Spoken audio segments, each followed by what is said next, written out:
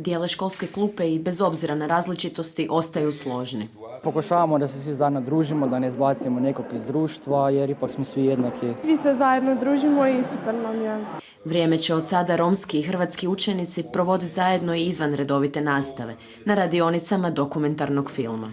Cilj projekta je inkluzija romske djece u obrazovni sustav Republike Hrvatske, da se kroz neformalni oblik raznih edukacija oni uključe, asimiliraju u društvo i obrazovni sustav. Gospodarska škola jedan je od partnera, a riječ je o školi koju pohađaju i hrvatska i romska djeca.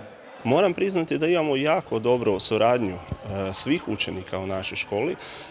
Dešavaju se nekakvi sitni incidenti, ali to su zanemarivo mali incidenti između svih učenika, između romske populacije i ostalih učenika. To pokazuju i istraživanja koja su provedena u sklopu projekta.